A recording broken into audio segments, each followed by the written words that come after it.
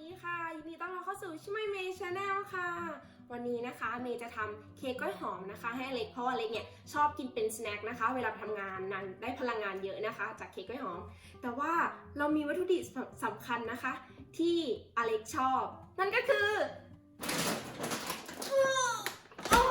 โปรตีนพาวเดอร์ค่ะเพราะว่าอเล็กเนี่ยออกกำลังกายนะคะจะได้ให้โปรตีนเนี่ยช่วยในการเสริมสร้างกล้ามเนื้อนะคะก็เลยมี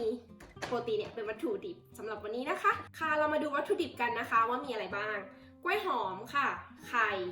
เกลือผงฟูค่ะเบกกิ้งโซดาค่ะวานิลาแป้งอเนกประสงค์ค่ะโปรตีนน้ำมันพืชค่ะแล้วก็ผงโกโก้ค่ะครบแล้วค่ะ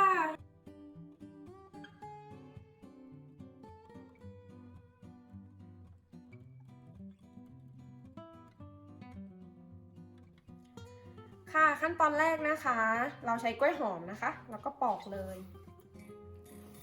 เรียบร้อยแล้วนะคะกล้วย5ผลนะคะ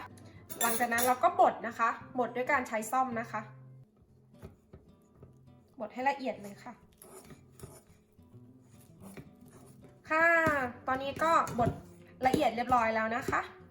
หลังจากนั้นเราก็ตอกไข่ลงไปนะคะไข่2ฟองค่ะแล้วก็คนไข่ให้เข้ากันนะคะค่ะหลังจากนั้นนะคะใส่วานิลานะคะครึ่งช้อนชานะคะเกลือนะคะครึ่งช้อนชาเหมือนกันค่ะแล้วก็ผงฟูนะคะครึ่งช้อนชาเบกกิ้งโซดานะคะครึ่งช้อนชาเหมือนกันค่ะเมย์ใช้ตาชั่งอิเล็กทรอนิกส์นะคะในการคำนวณเพราะว่าง่ายต่อการคำนวณนะคะน้ำมันพืชนะคะ30 กรัมแล้วก็ใส่ลงไปเลยค่ะหลังจากนี้นะคะเราก็คนส่วนผสมนะคะให้เข้ากันส่วนผสมเข้ากันแล้วนะคะเราก็เริ่มใส่แป้งเลยค่ะอัตราส่วนที่เมย์ใช้นะคะเมย์ใช้แป้งนะคะที่200 กรัมนะคะ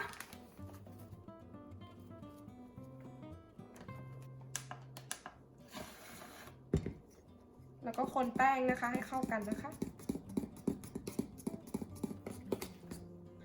ค่ะพอคนแป้งเข้ากันเรียบร้อยนะคะเราก็ใส่โปรตีนนะคะ200 กรัมเพราะว่า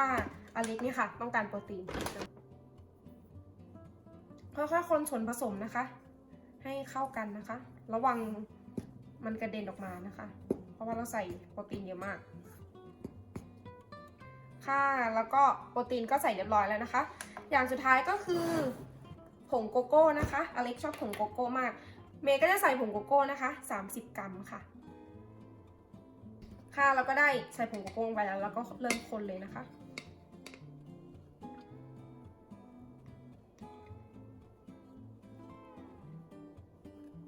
ค่ะแล้วก็เรียบร้อยแล้วนะคะเค้กกล้วยหอมเรานะคะแล้วก็จะมาใส่ถาดนะคะเมย์ใช้สเปรย์นะคะสเปรย์ไปข้างๆนะคะแล้วก็ตรงกลางนะคะเพื่อไม่ให้เค้กกล้วยหอมเนี่ยติดก้นนะคะกับติดขอบก็สเปรย์ไปเลยค่ะเรียบร้อยแล้วค่ะหลังจากนั้นเราก็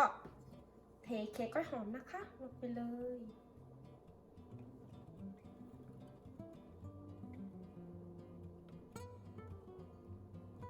ค่ะแล้วก็มาตั้งเตาอบนะคะที่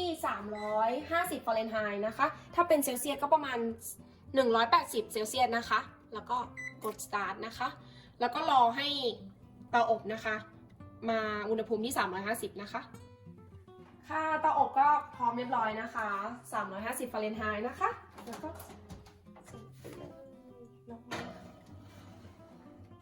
ร้อนมากแล้วก็ปิดเลยค่ะหลังจากนั้นนะคะก็ตั้งเวลานะคะที่25 นาทีค่ะ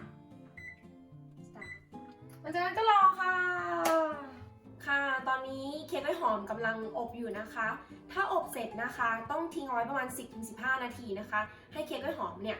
เย็นตัวลงแล้วก็มันจะได้เซ็ตตัวนะคะแล้วก็มารอดูกันดีกว่าว่ามันจะเป็นยังไงค่ะค่ะแล้วก็ได้เค้กกล้วยหอมแล้วนะคะออกมาเลยระวังร้อนนะคะตึ้งๆเย้หน้าตาสวยงามมากค่ะ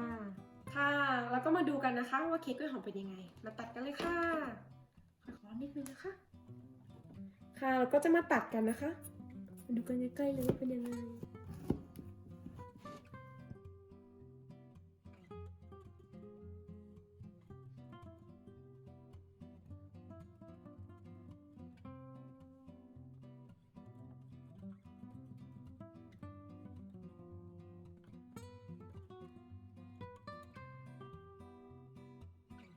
ค่ะเมย์ก็ได้เค้กกล้วยหอมแล้วนะคะ มีสแน็คให้เล็กไปทำงานแล้วค่ะ